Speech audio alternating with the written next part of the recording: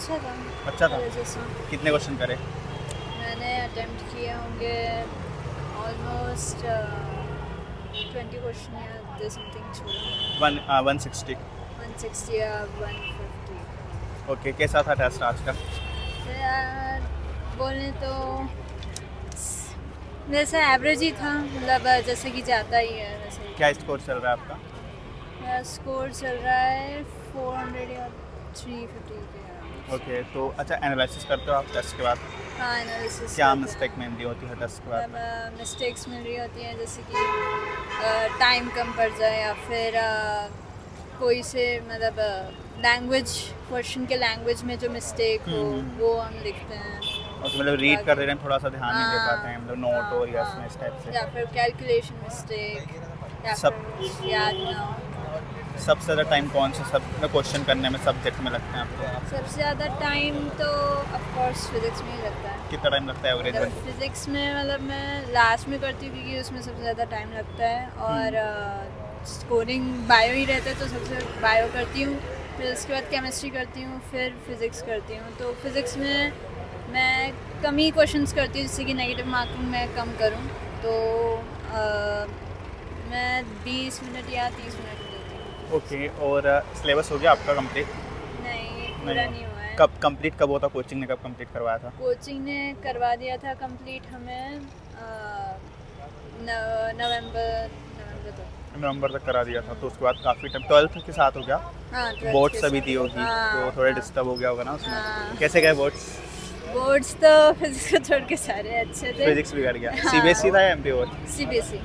CBSE का थोड़ा सा टफ रहता है ना, तो मतलब काफ़ी बीच में लेक हो गया होगा ना टाइम। हाँ, तो अभी कैसी चल रही है? प्रॉपर टाइम मिल रहा है अभी? अभी मैं 26 से वापस आई हूँ एलन पे, और फिर उसके बाद एलन में बैठ के पढ़ती हूँ मैं। मतलब सेल्फ स्टडी यहीं पे करते हो हाँ, आप? सेल्फ स्टडी यहीं पे करती हूँ मैं।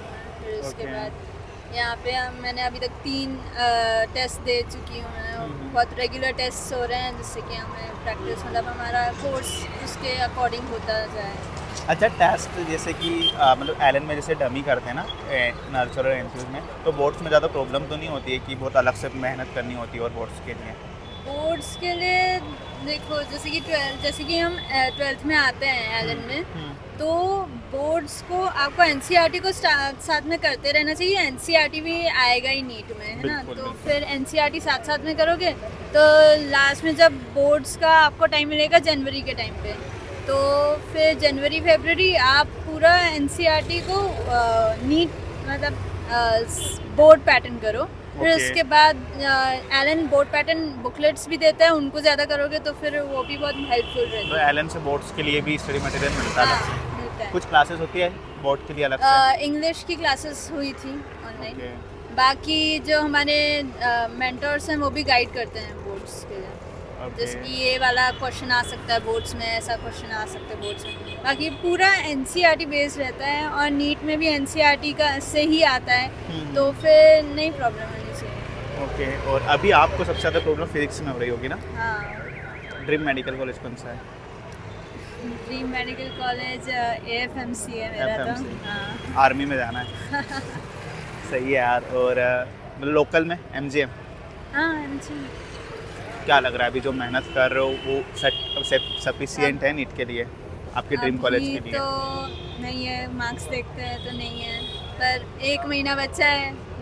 देखो, एक ऐसा बेस्ट मुझे देना ये चाहिए। क्वेश्चन नहीं पूछना चाहिए, बट फिर भी अगर बाय चांस नहीं होता है ना सिलेक्शन, तो क्या फिर से एक मौका दोगे अपने आप को?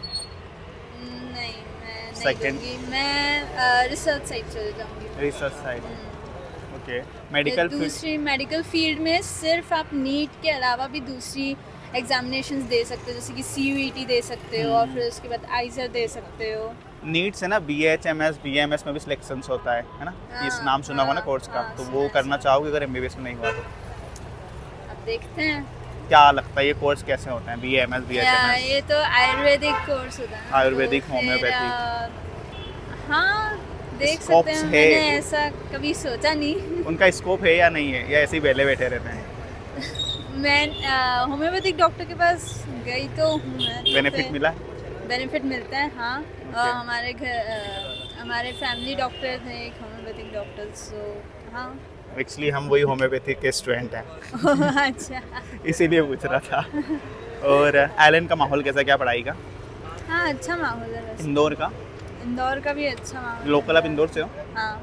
ओके, तो बाहर से जो अब इंदौर तो एमपी का स्टडी पॉइंट बन गया है, तो फिर बिल्कुल। सब लोग ही आते हैं यहाँ पे पूरे ऑल ओवर एमपी, और फिर महाराष्ट्र से भी आते हैं। बहुत सारे बच्चे यहाँ पे महाराष्ट्र के जलगांव के हैं। हाँ हाँ है। और बच्चे कोटा की जगह अगर कोई एलन कोटा जाना चाहता तो उसकी जगह इंदौर में वही सारी फैसिलिटी मिल सकती है उसको, कोटा वाली, मतलब कोटा की मुझे तो जगह। यही लगता है क्योंकि इंदौर इतना ज़्यादा डेवलप हो गया है अब कि एजुकेशनल हब बन गया है एमपी का, और मोस्ट ऑफ लोग सारे यहाँ पे अब मतलब आना चाह रहे हैं इंस्टेड ऑफ कोटा, क्योंकि कोटा ज़्यादा दूर पड़ जाता है ज़्यादा। ओके, अच्छा एक नीट का फुल फॉर्म क्या होता है पता है आपको?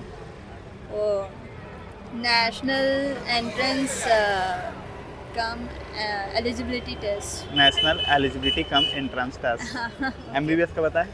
एमबीबीएस का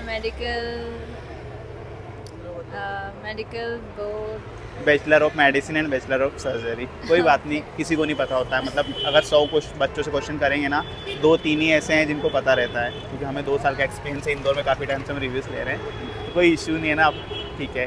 बाकी हेलो गाइस, तो अगर आप लोगों को एलन से रिलेटेड अगर कुछ इन्फॉर्मेशन चाहिए तो आप डिस्प्ले पर दिए गए नंबर पर आप कॉन्टैक्ट कर सकते हो admission batches related. Thank you so much. आपका वीडियो में यूट्यूब एंड इंस्टा पर यूज़ कर सकते हैं ना? हाँ। Thank you.